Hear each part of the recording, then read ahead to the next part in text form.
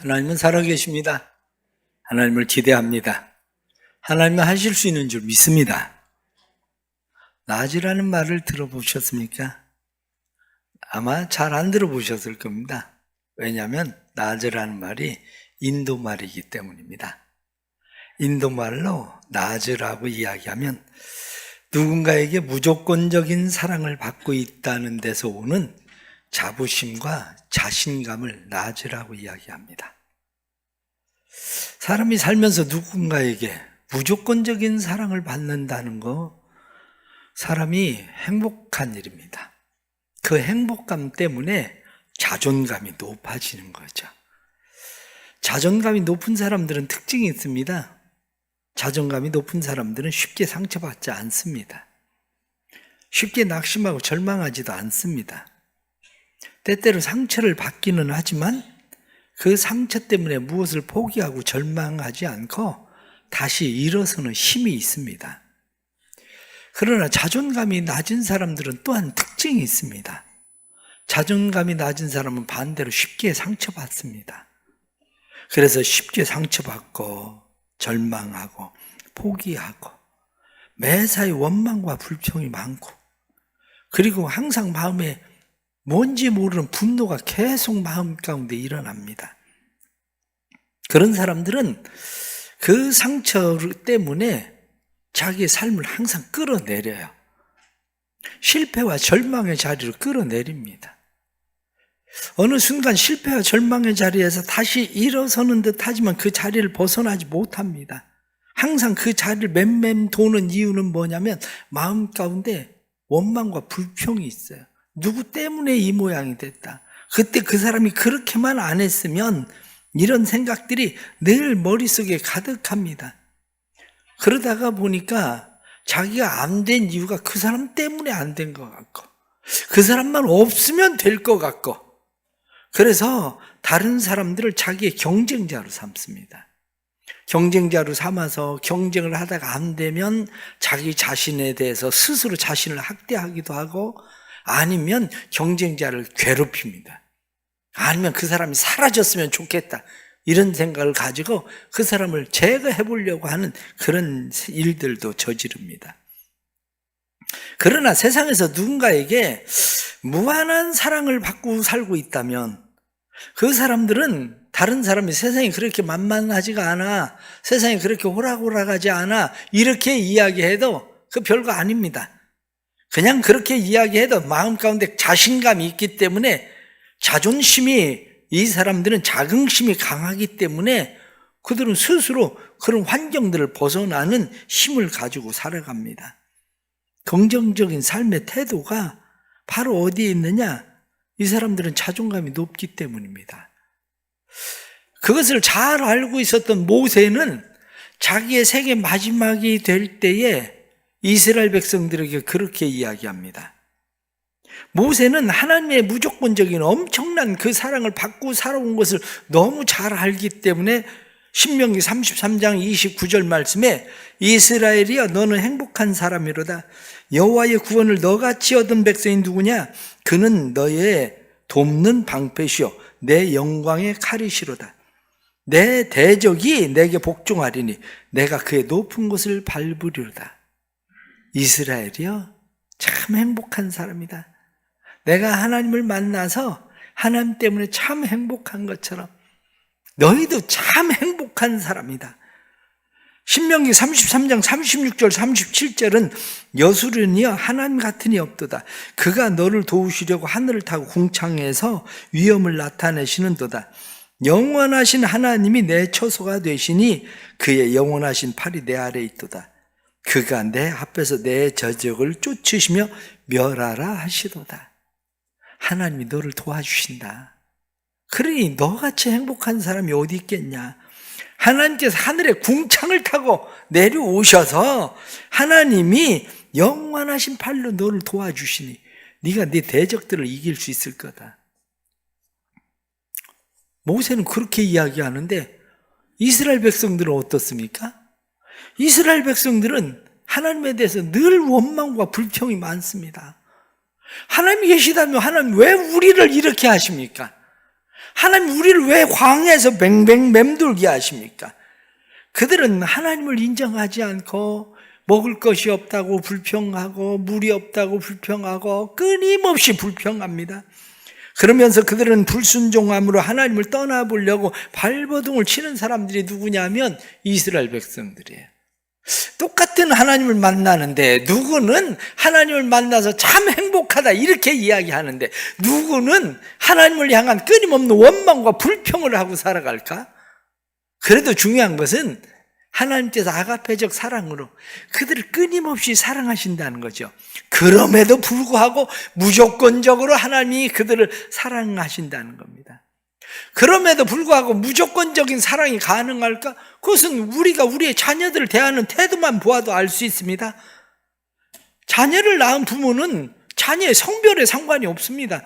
자녀들의 키나 몸무게에도 상관이 없고 자녀들이 예쁘게 생겼냐 안 생겼냐, 사실 아이가 태어났을 때 그 애가 예쁘면 그 핏덩어리 같은 애가 얼마나 예쁘겠습니까? 솔직하게 얘기하면. 그런데 뭘 그렇게 예쁘다고 그 난리를, 왜? 무한한 사랑이 있으니까 그렇게 하는 겁니다. 오히려 장애를 가지고 때로는 미성숙한 그러한 자녀일지라도 그런 자녀이기 때문에 마음과 사랑과 정성을 거기에 다 쏟아붓는 이유가 뭐냐면 연약하기 때문에 더 사랑하는 거예요. 하나님이 우리를 그렇게 사랑하신다는 거예요. 오늘 로마서 5장 6절 말씀에는 우리가 연약할 때도 사랑하신다.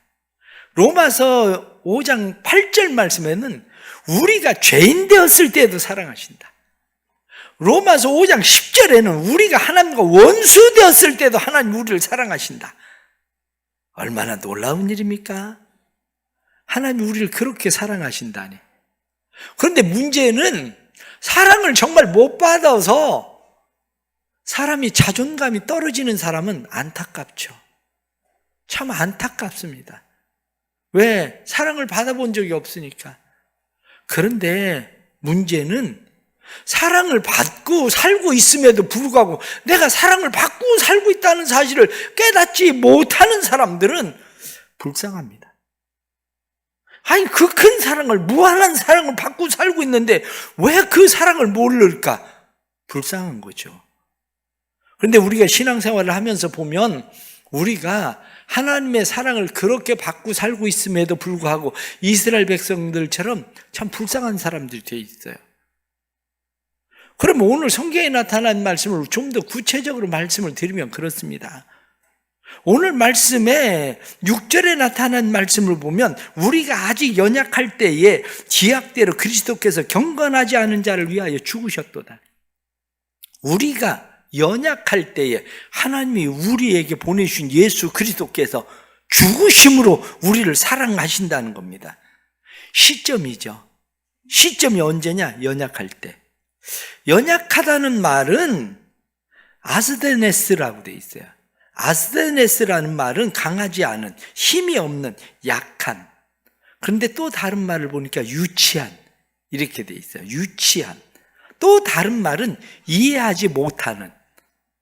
우리가 연약하다 이렇게 이야기할 때 유치한 거예요. 우리가 연약하다 그럴 때는 이해가 안 가서 이해를 못하고 있는 거예요.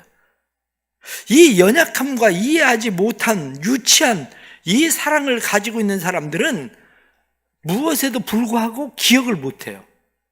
기억을 못하니까 감사할 줄도 모르고 이해를 못하니까 자기 생각, 자기 주장만 이야기해요. 그걸 우리말로 쉽게 얘기하면 물에 빠진 사람 건졌더니 보따리 내놓으라고 그런다. 아니, 이게 얼마나 유치한 짓입니까? 아니, 세상에 도대체 사람이 어떻게 이해를 못하면 물에 빠진 사람을 건져냈더니 자기 보따리 내놓으라고 난리니. 아니, 누가 도와준다고 도와줬는데 오히려 그 사람 보고 너 때문에 그렇다고 이야기를 하면 그런 사람을 도대체 어떻게 사랑하겠습니까? 그런데 이 유치한 사람들이 어떤 사람이냐? 보편적으로 4세 미만의 기억을 사람들이 거의 기억하지 못한다는 거예요. 그래서 사람들은 자기가 젖 먹을 때 기억이 없다는 거예요. 젖 먹을 때 기억이 있는 사람은 대부분이 4세 넘어서 젖을 먹던 애예요. 4세 미만 애들은 거의 젖 먹을 때 기억이 없다는 거예요. 이게. 그러니까 젖 먹을 때 기억이 없으니 애들은 자기가 젖 먹던 기억이나 엄마가 자기 기저귀 갈아주고 그러던 기억이 없으니까 늘 무슨 얘기 합니까? 엄마 아빠가 해준 게 뭔데? 아니, 이런 유치한 얘기가 어디 있습니까? 아니, 기저귀 갈아주고 젖 먹이고 그렇게 해서 키워놨더니 엄마 아빠가 해준 게 뭔데? 왜냐? 기억이 없으니까. 어쩔 수가 없어요. 이 기억이 없으니까, 자기는 기억이 없는 상황이니까 지금 엄마 아빠가 나한테 해주는 것만 생각하고 내가 이렇게 말하는 것이 당연하다고 생각하는 유치 수준이야. 그래서 사람들은 그런 사람 보고 참 유치 찬란하다 이렇게 얘기해야 합니다. 유치합니다. 그런데 살다 보면요, 간혹 남편들이 4세 미만인 사람들이 있어요. 남편들이 4세 미만이라, 아니, 직장 나갔다가 들어오면, 아니, 집에서 수고 많이 했어요. 그래야지. 하루 종일 집에서 한 게 뭐가 있냐고. 아니, 이게 얼마나 유치한 겁니까? 아니, 자기 혼자서 뭐 직장 생활하고 막 그래서 집이 뭐 어떻게 된 것처럼, 그럼 애들은 누가 키웠는데요? 그런데 늘 한 얘기가 도대체 하는 게 뭐가 있는데, 이게 유치해. 남편들을, 에휴, 그래, 저 4세 미만이지. 내가 아니면 누가 돌봐주랴. 그리고 그냥 봐주세요. 왜? 하나님도 우리가 연약할 때에 그렇게 봐주셨잖아.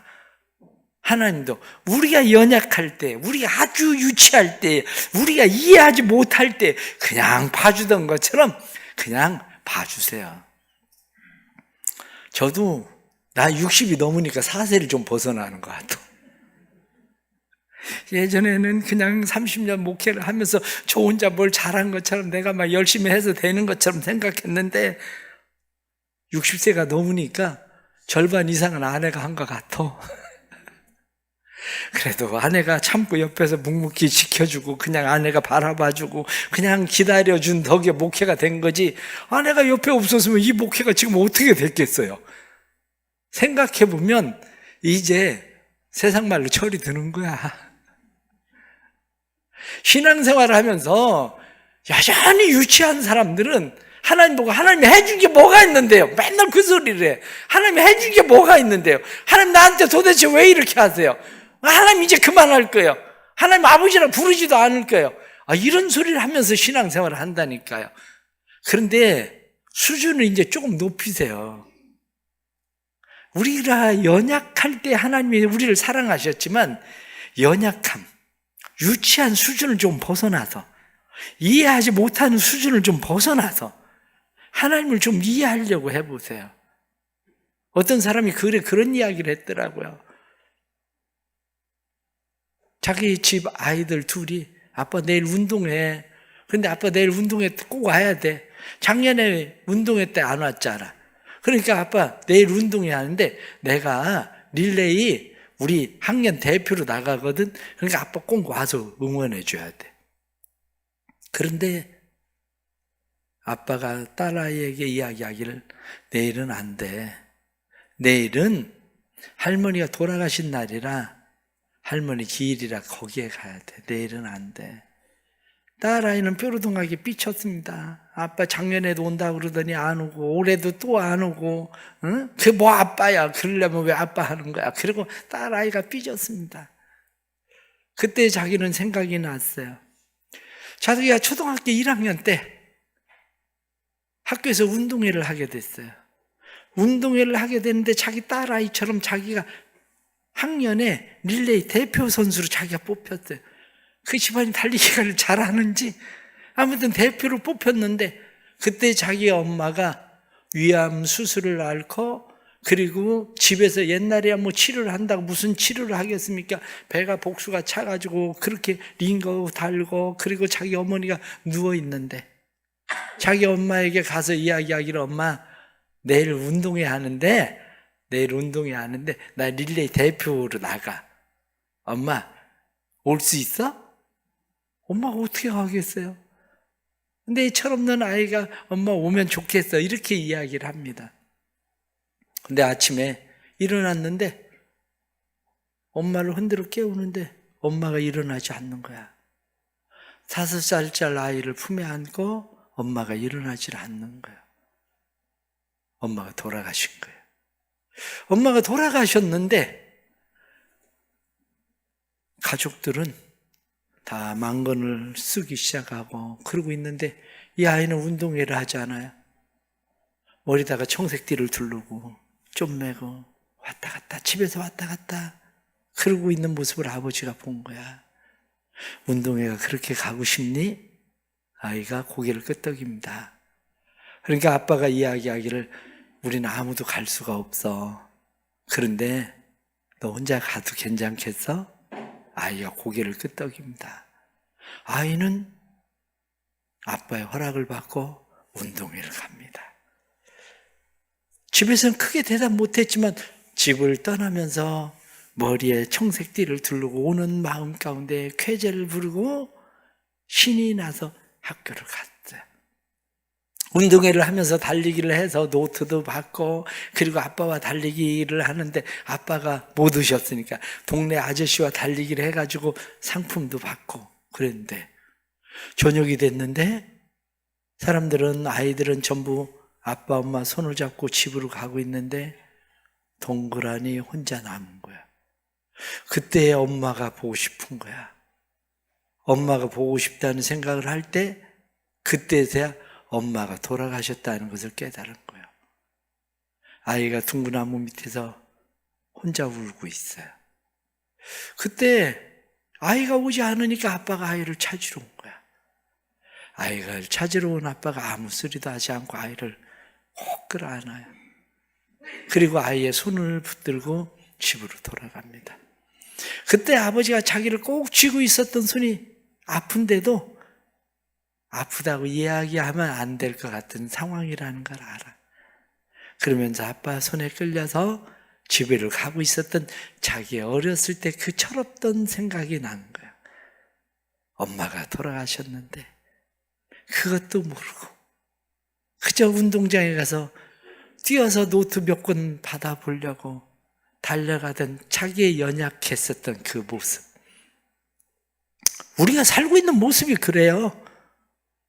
우리는 하나님의 마음하고는 상관없이 우린 세상 가운데에서 우린 그렇게 살아가려고 그저 내게 조금 유익이 되면 그저 하나님도 내팽개치고 우린 그렇게 살아가는 것이 우리의 삶의 모습이기도 하죠. 그러나 그럼에도 불구하고 부모는 우리를 사랑하시고 하나님은 우리를 사랑하시는 겁니다. 자기밖에 모르는 연약한 우리를 하나님은 내가 부족하다고 해서 그 사랑을 취소하지도 않고 내가 허물이 많다고 해서 그 사랑을 중단하지도 않고 내가 유치함에도 불구하고 하나님은 미흡함에도 불구하고 하나님은 끊임없이 사랑하시는 그 사랑 때문에 그 무조건적인 사랑 때문에 우리는 이 세상을 사는 겁니다. 그 사랑 때문에 오늘 성경 본문의 3절과 11절에 나타난 말씀처럼 환난 중에서도 즐거워하느니라. 세상에 힘들고 어려운 가운데서도 우리는 그 자존감 때문에 우리의 높은 자존감, 하나님이 무한히 우리를 사랑하신다는 사랑 때문에 우린 세상 사는 겁니다. 사랑하는 성도 여러분, 우리가 연약할 때에도 하나님이 사랑하신다는 것을 잊지 않기를 축복합니다.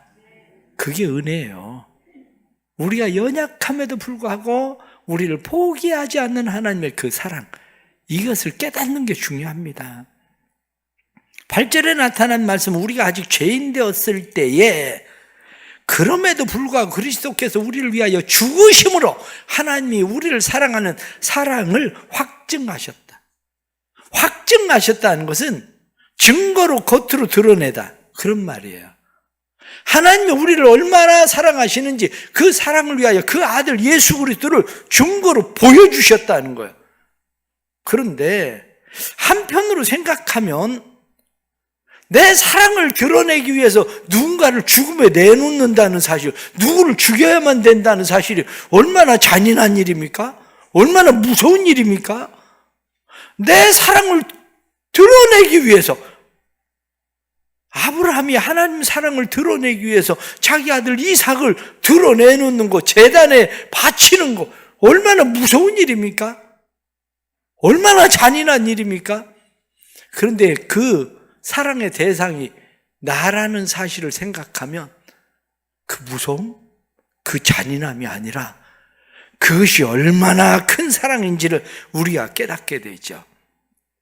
죄인 되었을 때라고 하는 말은 하마르톨로스라고 되어 있습니다. 죄에 있는 관역을 맞추지 못하는, 관역을 벗어난, 우리가 의롭기 때문에 하나님이 우리를 사랑하시는 것이 아니라 죄인임에도 불구하고, 하나님의 기대에 미치지 못함에도 불구하고 하나님께서 우리를 사랑하신다는 것입니다.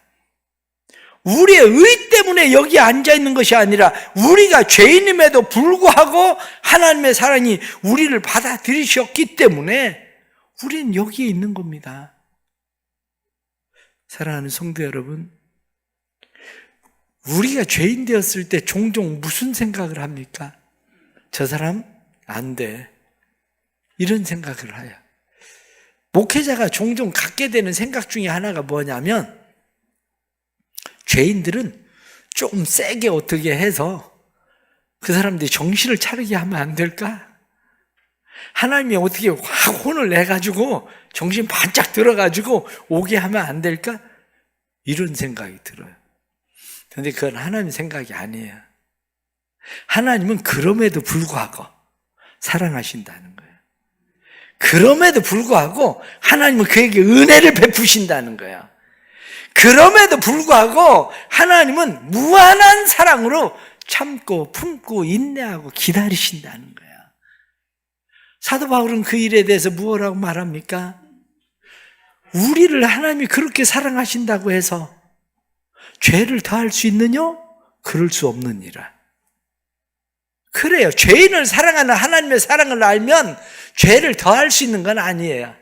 그걸 깨닫지 못할 때는 죄를 더할 수 있을지 모르지만 그것을 깨닫고 나면 우리는 죄를 끊을 수밖에 없는 거죠. 또한 10절에 나타나는 말씀 보면 우리가 원수 되었을 때에 그렇게 말씀합니다. 우리가 원수 되었을 때에 그의 아들의 죽으심으로 말미암아 하나님과 화목하게 되었다. 사도 바울은 그것을 분명히 알고 있었습니다. 왜냐하면 사도 바울이 예수 믿는 사람들을 죽이고 싶었어요. 왜냐하면 죽은 예수를 살았다고 자꾸 이야기하고 거짓말한다고 생각을 했거든요. 그러니까 예수 믿는 사람들을 죽여야 되겠다. 그래서 담에서까지 쫓아가서 이 사람들을 죽이려고 쫓아가다가 그가 만난 분이 누구냐면 예수를 만난 거예요. 자기의 길을 가로막은 예수 그리스도를 만나고 사울아 사울아 왜 내가 나를 핍박하느냐? 그 소리를 들을 때에 당신 누구십니까? 그때 예수님 말씀하시기를 네가 핍박하는 예수다. 그때서야 사도 바울이 고꾸라졌어요. 그리고 예수 그리스도를 자신의 주로 믿게 된 거죠. 그렇습니다. 우리가 하나님과 원수되었다는 것에는 크게 두 가지입니다. 하나는 내가 하나님에 대해서 반항하고 반역하고 거역하고 내 마음대로 살아가는 하나님이, 그런 하나님이 어디 있어? 이제 하나님 싫어. 하나님 싫어. 그러고 하나님으로부터 확 돌아섰을 때 그때 내가 하나님과 원수된 거야. 하나님 편에서 우리를 볼 때는 에휴 저 원수 같은 놈 이렇게 보여질 때가 하나님과 원수된 거야. 그런데 그럼에도 불구하고 하나님은 여전히 우리를 사랑하신다는 겁니다. 내가 조금 실수를 했다고 하나님이 우리를 버리지 않고, 내가 넘어졌다고 버리지 않고, 내가 지쳤다고 버리지 않고, 하나님은 변함없는 사랑으로 우리를 사랑하시는 겁니다. 사랑하는 성도 여러분, 기억하십시오. 우리가 연약할 때에도, 우리가 죄인 되었을 때도, 우리가 원수 되었을 때도 변함없는 무한한 사랑으로 우리를 사랑하신다는 그 사랑은, 그 사랑의 은혜가 우리의 죄보다도 더 크다는 거예요. 그 사랑과 그 은혜가 우리의 실수보다도 더 크고, 우리의 후회보다도 더 크고, 우리의 원망보다도 더 크고, 우리의 분노보다도 더 크고, 우리의 보복하고자 하는 마음보다도 더 커서 그것이 우리로 하여금 하나님 앞에 설 수 있도록 만든다는 거예요. 우리의 마음 가운데 하나님을 사랑하는 이 마음이, 하나님의 사랑이 우리 안에 다시 들어와야 돼요. 그 사랑을 믿는 사람은 차가운 바람보다 따뜻한 햇볕이 옷을 벗긴다는 걸 이해하는 거예요. 한 사람이 물건을 여기저기 공급해 주는 일을 하고 있었던 사람입니다. 그런데 여기저기 식품을 공급해 주고 있었던 사람인데 한 식품점 가게에도 늘 물건을 공급해 주다가 보니까 그 식품점에 주인 아내와 말을 이제 자주 하게 되고 그러면서 그의 마음 가운데 둘이 서로 말이 통하기 시작했어요. 그러다 보니까 나가서 둘이 같이 차도 한 잔 마시고 그러면서 두 사람이 종이 들었어요. 종이 들고 나서 두 사람이 집을 나가버렸어요. 그리고 함께 동거를 하기 시작했습니다. 근데 이 사람이 동거를 하고 있을 때 그 남자의 아내가 자기 목사님에게 이야기했어요. 목사님, 제 남편이 나가서 그렇게 동거를 하고 있는데 남편을 돌아오게 해주세요. 남편이 가서 목사님이 그 남편에게 가서 이야기를 했습니다. 내가 지난밤에 꿈을 꿨는데 당신 장례식을 치르는 꿈을 꿨다. 하나님이 주시는 기회인 것 같다. 지금 회개하고 돌아와야 된다. 그렇지 않으면 당신이 큰일 날 거다. 그리고 그 남자에게 이야기를 했습니다. 그 이야기를 들은 남자는 화가 났어요. 마음 가운데 화가 나서 오히려 집을 더 안 갔어요. 근데 어느 날 그의 가까운 친구가 있었대요. 그의 가까운 친구가 자기 친구에게 얘기를 하러 그 집에 갔는데 가서 보니까 창고 같은 데를 개조해서 집을 만들어 살고 있는데 그 사는 모습을 보니까 야, 좋은 집 놔두고 아내 놔두고 애들 놔두고 이게 와서 무슨 짓인가? 마치 조그마한 그러한 것에 자기의 영혼을 팔아버린 것 같은 그 모습을 보면서 마음이 얼마나 아프든지 눈물이 나기 시작했어요. 그래 눈물이 나서 그 집에서 친구하고 이야기를 하지 못하고 계속 울었어요. 그러다가 친구에게 이야기하기를 내가 자네하고 이야기를 좀 하려고 왔는데 지금은 말을 못하겠네. 그리고 울고 돌아갔어요. 그 다음날 그 친구의 부인에게로부터 전화가 왔어요. 당신이 내 남편을 만나고 나서 얼마 안 돼서 저녁에 내 남편이 집으로 돌아왔습니다. 짐을 싸가지고 남편이 돌아왔어요. 그래요. 중요한 거는 사랑이에요. 하나님의 사랑이 우리를 변화시키는 거지 다른 것이 우리를 변화시키는 게 아니에요. 사람들은 세상에서 이 놀라운 하나님의 사랑과 그 은혜를 잘 몰라서 그런 거예요. 우리는 언제 부모님의 사랑을 깊이 경험합니까? 부모가 자기의 장기를 우리에게 이식해주면? 아니면 부모가 유산이라도 많이 물려주면 사랑을 경험합니까? 그렇지 않아요. 그게 아니라 진짜 사랑은 그렇게 멀리 있는 게 아니라 부모가 자녀를 생각하는 그 생각만 이해를 하면 그 사랑이 들어와요. 자녀에게 따뜻한 밥 한 그릇 먹이고 싶어서 밥을 짓고 있는 그 부모의 마음만 들어와도 사랑을 경험해요. 아침에 바삐 출근하려고 하는데 그래도 밥 한 숟갈이라도 먹고 가지라고 붙드는 그 마음 속에 사실은 그 사랑이 있는 거예요. 때로는 아픈 자녀를 위해서 길을 잘못 들어서지는 않을까 가슴 졸이며 그를 바라보고 있는 부모의 마음 속에 그 사랑이 있는 거예요. 대신 아파주지 못해서 안타까워하는 마음 속에 그 사랑이 있는 거예요. 사랑은 그렇게 멀리 있는 것이 아니라 사랑은 내 수준을 조금만 높이면 사랑을 이해할 수 있게 돼요.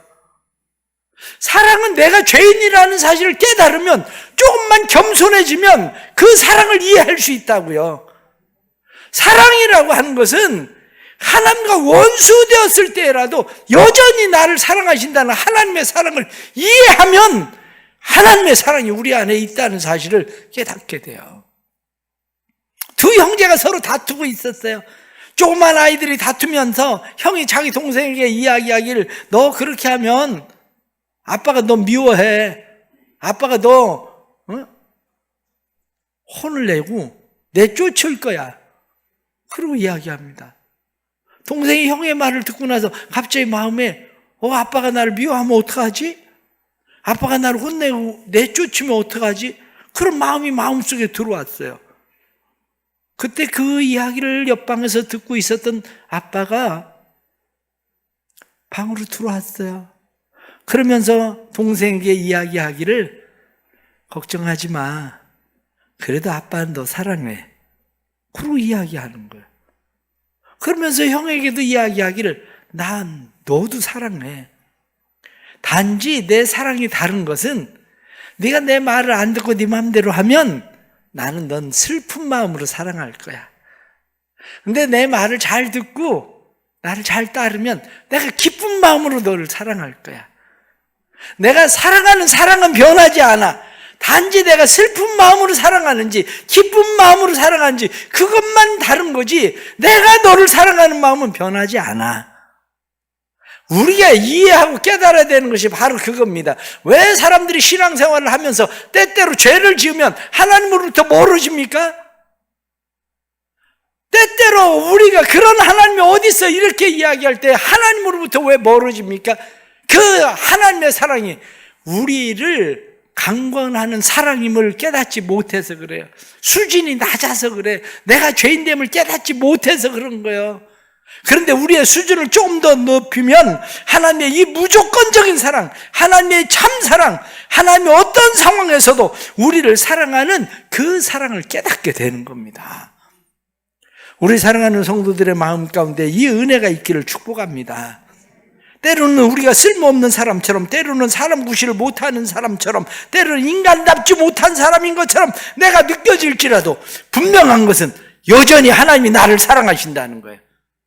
여전히 변함없이 하나님이 나를 사랑하신다는 거예요. 이 사랑이 우리 안에 분명하면 우리는 환난 가운데서도 즐거워하며 자존감 있는 사람으로 세상을 이겨갈 수 있을 겁니다. 우리에게 이 은혜가 있어서 우리 사랑하는 모든 성도들이 세상 사람들이 세상 힘들고 어렵다고 이야기해도 이 험한 세상 속에서 믿음으로 세상을 이길 수 있는 성도들이 되기를 주의 이름으로 축복합니다. 기도하겠습니다. 하나님 아버지, 정말 세상 말로 어처구니가 없습니다. 하나님의 사랑을 이해하지 못해서 때로는 우리가 하나님을 사랑하는 그 사랑 속에는 깊이 있는 사랑이 아니라 유치한 사랑 때문에 하나님에 대해서 늘 원망하고 불평합니다. 내가 여전히 죄인됨을 깨닫지 못하고 우리는 내가 잘난 것처럼 살아갑니다. 때로는 악을 저지르며 하나님 앞에 반항하며 살기도 합니다. 그러나 그럼에도 불구하고 하나님이 우리를 사랑하시는 것을 믿습니다. 우리를 여전히 사랑하시고 우리와 함께 하시는 하나님의 사랑을 믿습니다. 하나님, 그 사랑이 우리 안에 자존감을 높이게 해주시고 환난 가운데서도 즐거워하느니라 하고 말씀한 것처럼 세상의 어떤 환난 중에서도 즐거워하며 세상을 이길 수 있는 삶을 살게 해 주옵소서. 믿음이란 사실을 받아들이는 건데 하나님이 우리를 사랑한다는 사실을 받아들이는 믿음 주시고 그 믿음으로 세상을 이길 수 있도록 주님 도와주옵소서. 우리를 믿어주고 끊임없이 무한한 사랑을 베푸시는 하나님이 우리와 함께 계심을 확신하게 해주셔서 세상 가운데 하나님의 자녀들로 여전히 세상을 이겨갈 수 있는 성도들로 살아가게 도와주옵소서. 예수님의 이름 받들어 기도드리옵나이다. 아멘.